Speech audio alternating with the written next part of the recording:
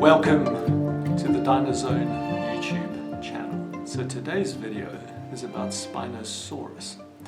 So when I was doing the research for this video, I was reminded of a cartoon I saw a few years back, drawn by Henrik Tomenius of poorlydrawndinosaurs.com. So you should go and check that out. In it, a T-Rex attacks a family of hadrosaurs. And they're grazing along the side of a swamp, and then they manage to make their way out of the swamp and escape from the T-Rex, and then T-Rex gets bogged down in the swamp and he sinks to the bottom and he dies.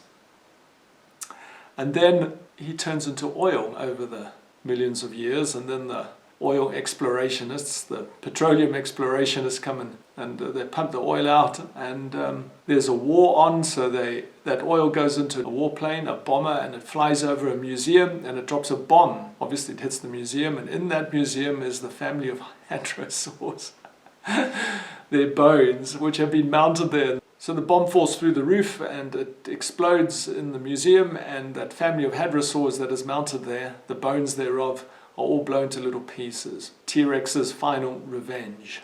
The end. So why am I telling you this?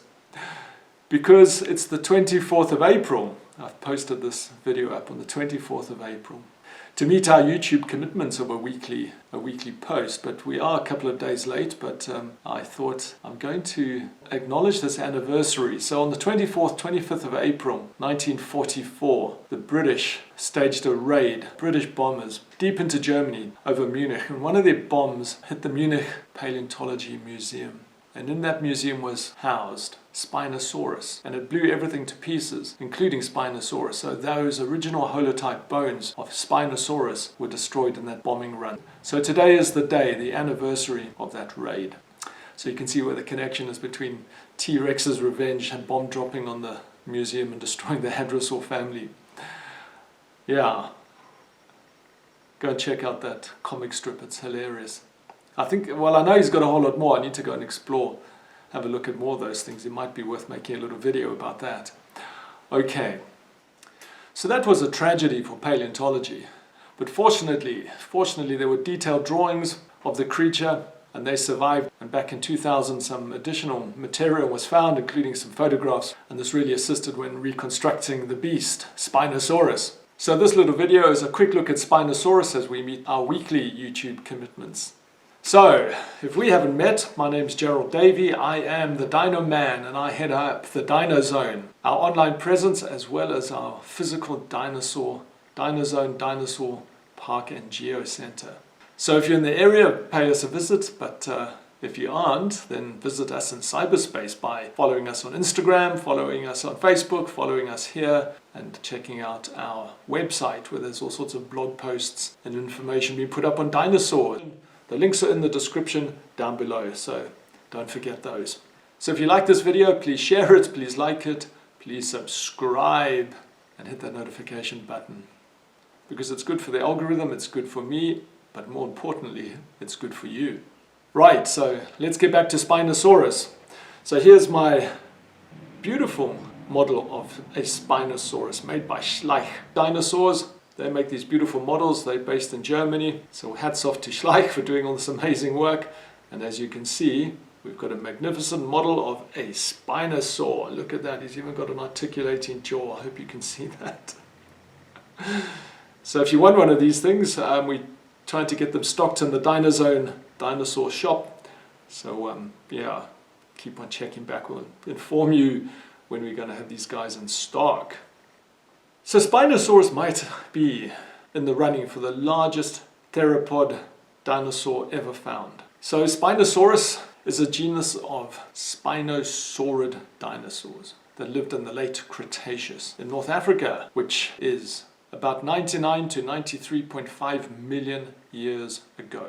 So the species was first discovered in 1912 and described by German paleontologist Ernst Stromer in 1915. And so as we have already seen, the original bones were destroyed in World War II, but additional photographs were found back in the early part of this century.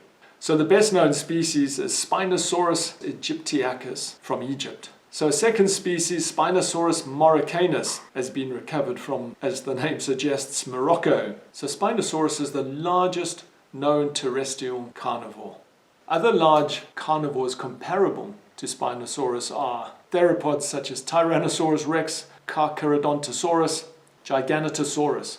Spinosaurus is estimated to have reached 14 meters in length and 7.4 metric tons in body mass. It has a long, low, narrow skull, much like a modern-day crocodile. It had straight teeth, no serrations on those teeth, so just pointy, unserrated teeth, good for puncturing other creatures, just like a crocodile tooth. And it had large, strong forelimbs, as you can see, large, strong forelimbs with yeah, look, they've got it right, with the 3-fingered hands. And the first claw, the first digit was a very powerful claw.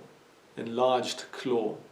However, what made Spinosaurus Spinosaurus was its spine, these 1.65 meter long spines on its back.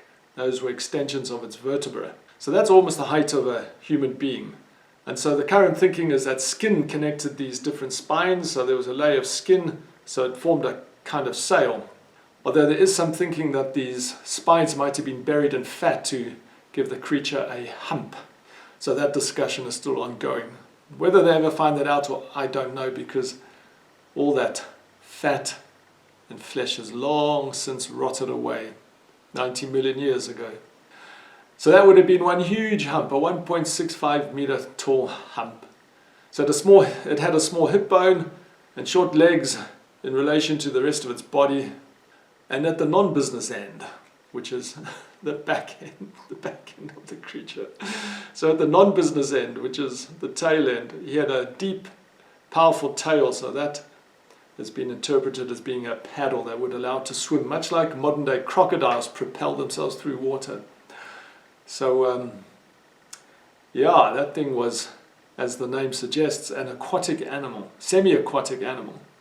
So they ate fish and probably much else besides. It spent its life in and out of the water, much like crocodiles do in the modern world, and its sail was used probably to regulate its body temperature, but also maybe to attract mates and possibly to drive off competing males, rivals. As always, when you're doing paleontology, you have to look at the environment in which these animals lived. So based on the sedimentological evidence, these creatures lived in mangrove swamps along rivers, tidal flats, and it shared its life with other dinosaurs, fish, lizards, turtles, pterosaurs, and plesiosaurs. So as we might have already said, Spinosaurus was discovered in 1912, that was before World War I, by a certain Richard Markgraf in Western Egypt. And then in 1915, the German paleontologist Ernst Stromer wrote the scientific paper in which he described and named the species, Spinosaurus aegyptiacus. So that other dinosaur, Spinosaurus mauriccanus, was described by Dale Russell in 1996 as a new species. Based on the length of its neck vertebra, there's still some controversy around whether that's actually a new species. It might actually just be a Spinosaurus aegyptiacus. And so some of the other specimens in the world that have been found are now housed in the Canadian Museum of Nature, the Natural History Museum in Paris, the National Office of Mines in Tunisia, the University of Chicago, the Civic Natural History Museum in Milan, and the Natural History Museum in London. So that's where I'm going to leave it. This is a quick overview of Spinosaurus. Time is short. I had to get this little video out. The bombers were going to be flying tonight, so tonight's the anniversary of the bombing of the bones of Spinosaurus, and that was a tragedy. So remember to like this video, please share this video, please subscribe to the notifications, and please subscribe. Most importantly, please subscribe to this channel as we grow it into the place to be for all things dinosaur.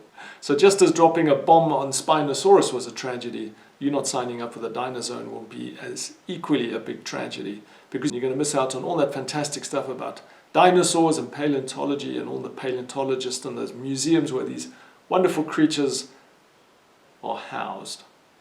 And of course we're going to look more into the broader aspects of paleontology too and the evolution of life.